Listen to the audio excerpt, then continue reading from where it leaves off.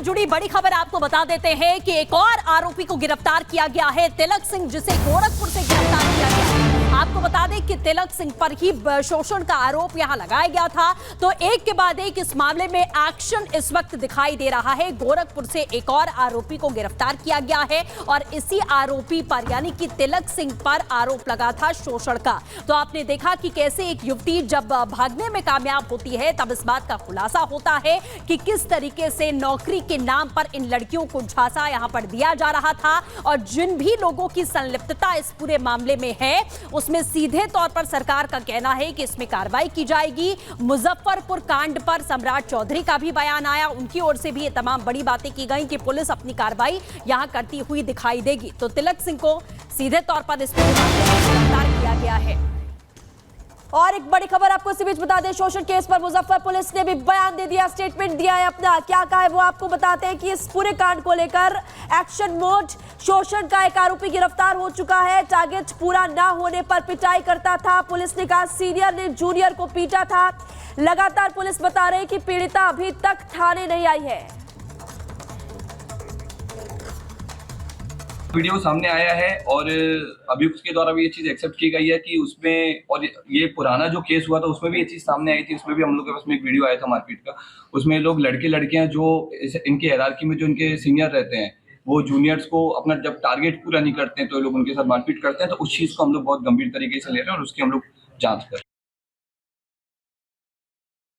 पूरे मामले को लेकर पुलिस एक्शन मोड में नजर आ रही है। हालांकि देखिए, सबसे पहले यह भी आरोप लगे कि पुलिस ने कार्रवाई नहीं की थी। पीड़िता जब शिकायत देने के लिए गई तो पुलिस की तरफ से कोई बयान दर्ज नहीं किया गया, लेकिन कोर्ट के आदेश पर फिर उसके बाद इस पूरे मामले में एफआईआर दर्ज की गई। लेकिन अब आपको बताते हैं कि क्या खुलासा हुआ है, क्या पीड़िता की तरफ से बातें कही गई है, वो आपको बताते। पीड़िता के आरोप, नौकरी के नाम पर 20,000 रुपए लिए, 20,000 रुपए सबसे पहले लिए। इसके अलावा उन्होंने 50,000 की भी बात कही, वो आपको आगे बताते हैं।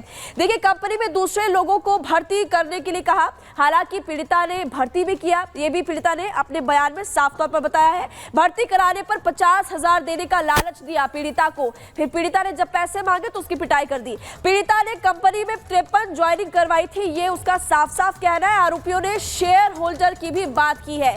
तो तमाम आरोप पीड़िता ने लगाए। शादी का झांसा देकर शोषण किया गया, दवा खिलाकर 3 बार अबॉर्शन कराया गया, बहुत पिटाई की गई। वो उससे पहले तस्वीरें भी अपने आपको दिखाई थी। लेकिन तमाम आरोप यहाँ पर लगातार लगाए जा रहे हैं और आगे आपको खबर बताएंगे सृष्टि।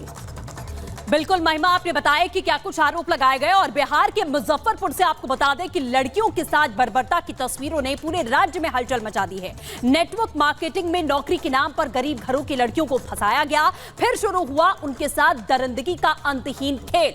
बंधक बनाकर रखी गई लड़कियां और इन लड़कियों को महीनों तक शारीरिक और मानसिक तौर पर प्रताड़ित भी किया गया। आप देखिए इस रिपोर्ट में।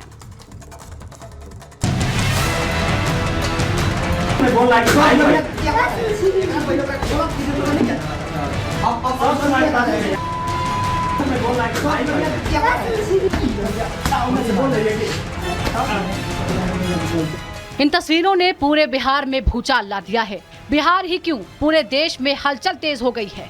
खबर क्या है आगे डिटेल में बताएंगे, लेकिन पहले इन तस्वीरों को देखिए। वीडियो में दिख रहा है कि एक लड़की को एक शख्स बेरहमी से बेल्ट से पीट रहा है। बेल्ट से पीटने के साथ ही गंदी गंदी गालियां दे रहा है।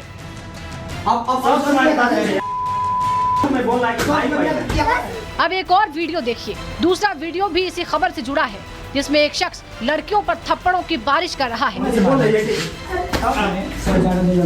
लड़की रो रही है, चीख रही है, न मारने के लिए मिन्नतें कर रही है, लेकिन उसकी ये चीखें कमरे की 4 दीवारों के बाहर नहीं जा पा रही। दरिंदगी की ये तस्वीरें सुशासन राज का दम भरने वाले बिहार के मुजफ्फरपुर की है, जहां प्रशासन की नाक के नीचे दरिंदगी का ऐसा खेल खेला जा रहा था जो सुशासन के दावों को मुंह चिढ़ा रहा है। दरअसल मुजफ्फरपुर में फर्जी नेटवर्किंग कंपनी खोली गई, कंपनी का ट्रेनिंग सेंटर खोला गया और फिर इसके बाद शुरू हुआ दरिंदगी का खेल। दरिंदों ने कम उम्र की लड़कियों को निशाना बनाया। आरोपियों के निशाने पर गरीब और कम पढ़ी लिखी लड़कियां होती थी, क्योंकि उन्हें आसानी से बरगलाया जा सकता था। इसके बाद फेसबुक के जरिए आरोपी लड़कियों से संपर्क करते 50,000 तक की सैलरी देने का झांसा दिया जाता था और जब पीड़िताएं चुंगल में फंस जाती थी तो उन्हें बंधक बना लिया जाता था। इतना ही नहीं, लड़कियों ने आरोप लगाया है कि फ्रॉड कॉल का टारगेट पूरा नहीं होने पर पीटने के साथ साथ सिगरेट से जलाया भी गया था। आरोप ये भी है कि जब पीड़िताएं अपनी सैलरी मांगती तो उन्हें कंपनी में शेयर होल्डर होने की बात कही जाती। इसके बाद उन्हें शादी का झांसा देकर उनका शोषण किया जाता था। साथ ही कई बार अबॉर्शन भी कराया गया। इतना ही नहीं, दूसरे लोगों को कंपनी में भर्ती करने के लिए पैसों का लालच भी दिया जाता था।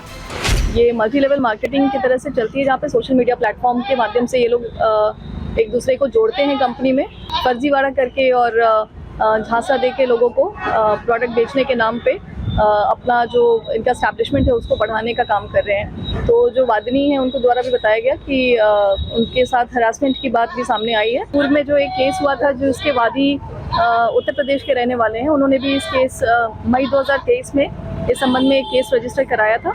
मामले का खुलासा न होता अगर इस फर्जी ट्रेनिंग सेंटर पर पुलिस ने रेड न मारी होती। हालांकि उस वक्त सभी पीड़िताओं को आरोपी दूसरी जगह लेकर चले गए थे। इसके बाद एक पीड़िता किसी तरह चंगल से भागकर निकली और पुलिस को जाकर शिकायत दी, लेकिन कोई कार्रवाई नहीं हुई। इसके बाद पीड़िता ने कोर्ट में शिकायत दर्ज की, जिसके बाद एक्शन लिया गया। हालांकि अभी सभी आरोपी फरार बताए जा रहे हैं। काफ़ी सारे अभियुक्तों को गिरफ्तार करके न्यायिक हिरासत में भेजा गया था। तो अभी हम लोग इसकी गहनता से जांच कर रहे हैं। जो अभी केस रजिस्टर हुआ है उसमें वादिनी के बयान पे जितनी सारी एंगल्स इस केस में उभर के आई हैं उन सभी पे जांच हो रही है। कंपनी के विषय में भी हम जानकारी प्राप्त कर रहे हैं और सदर थाना में भी पिछले वर्ष इस संबंध में कुछ केस रजिस्टर हुआ है। तो सभी को एक तरह से कंसोलिडेट करते हुए जाँच हो रही है। और अब नीतीश कुमार के सुशासन में आई इस खबर ने विपक्ष को मौका दे दिया है। बिहार सरकार को विपक्ष ने घेर लिया है। हालांकि सरकार की ओर से एक्शन होने की बात कही जा रही है। हमारे यहाँ ऐसे कुछ पॉलिटिकल लोग हैं जो सप्लाई का काम करते हैं और कभी सांसद बन जाते हैं, कभी बिहार का मंत्री बन जाते हैं। अरे फर्जी कंपनी कौन बनाता है? वही लोग जो राज्यसभा में जाता है, जो बिहार का मंत्री होता है। कुछ ऐसे ही लोग हैं जिनका कोई सर जमीन नहीं है। देखिए, जो भी है जानकारी सरकार के पास आएगी, सरकार कड़ी कार्रवाई करेगी, निश्चित तौर पर कार्रवाई करेगी। सियासत अपनी जगह है, लेकिन जिस तरीके का मामला सामने आया है वो चौंकाने वाला है। उससे भी ज्यादा चौंकाने वाली बात यह है कि जब पीड़िता ने पुलिस में शिकायत दर्ज की तो एक्शन क्यों नहीं लिया गया? समय रहते एक्शन लिया गया होता तो आरोपी आज सलाखों के पीछे होते। Bureau report, Republic Bharat.